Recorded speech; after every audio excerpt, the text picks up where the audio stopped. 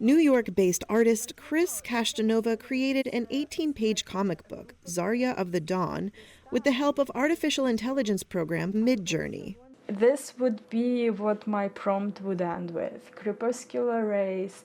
Castanova, whose pronouns are they, them, received copyright for the comic in September 2022. They then declared on social media that it meant artists were entitled to legal protection for their AI art projects. It didn't last long.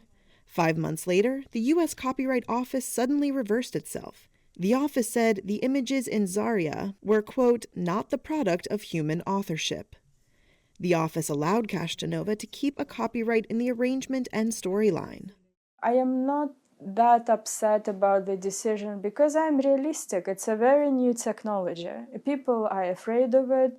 The case has ignited the debate about who owns AI-generated artwork and whether artwork needs to be created by a human being. New AI programs like ChatGPT, Midjourney, and Stable Diffusion have recently smashed records for user growth and seem poised to transform human expression. But the legal system still hasn't figured out who owns the output. Is it the users, the owners of the programs, or maybe no one at all?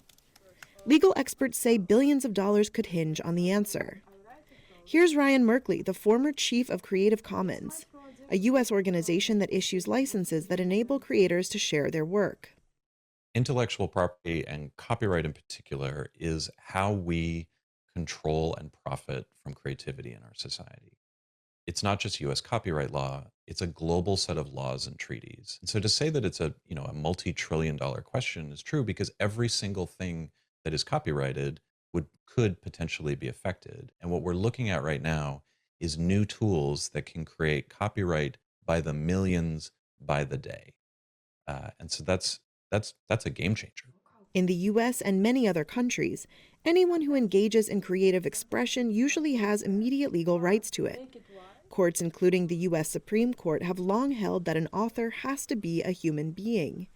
In rejecting legal protection for the Zarya images, the U.S. Copyright Office cited rulings denying legal protection for a selfie snapped by a curious monkey named Naruto, and for a song that the copyright applicant said had been composed by the Holy Spirit. The office now requires that applicants disclose when their work includes AI-created material. My understanding is that the U.S. Copyright Office is holding the line that creative works need to be created by humans, and that these tools so far don't demonstrate the necessary amount of originality and human work to be eligible for copyright. I think they're holding that line. Meanwhile, many artists and companies that own creative content fiercely oppose copyright protection for AI artwork. They say the new algorithms work by training themselves on vast quantities of material on the open web, some of which is already copyrighted. Undeterred and with the help of a high-powered legal team, Castanova is testing the limits of the law once again. For a new book, Castanova has turned to a different AI program, Stable Diffusion. It lets users scan in their own drawings and refine them with text prompts. Castanova believes that starting with original artwork will provide just enough of a human element to sway the authorities. Since I copyrighted my first comic book, the AI technology progressed so much. The way I use AI now is quite different from how I used it back in August. Like right now, I take my own photos and I train my models, and then if I take photos like of my face, I can generate AI images of myself.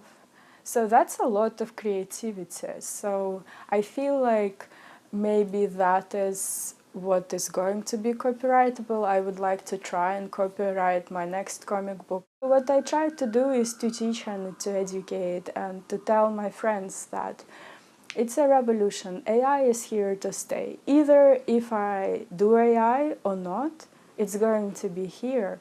So if I can teach artists how to use it, maybe they can keep their jobs and take advantage of it.